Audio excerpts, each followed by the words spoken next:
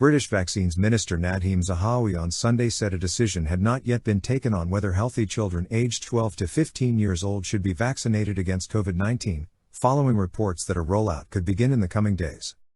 Britain's Joint Committee on Vaccination and Immunisation, JCVI, on Friday declined to recommend vaccinations for children in that group, taking a precautionary approach due to a rare risk of heart inflammation, but adding the issue was finely balanced.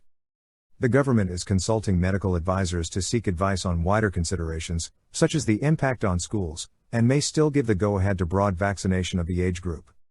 Some newspapers reported confidence among ministers that the chief medical officers would swiftly back shots for healthy 12 to 15-year-olds, but Zahawi said the government would not prejudge the decision.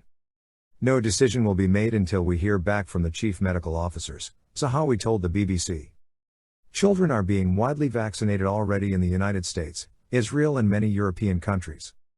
British officials have emphasized that 12 to 15-year-olds who are vulnerable to COVID-19 are already eligible for vaccination, as well as all people over 16.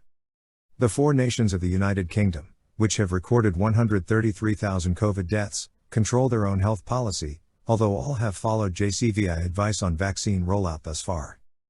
Zahawi confirmed that proof of vaccination would be required in England for some large events from the end of this month once all adults have been offered 2 shots.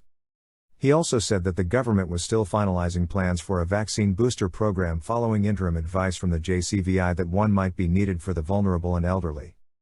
It is very likely that we will begin boosting those groups, I hope the interim then becomes final advice, by the middle of this month, he said.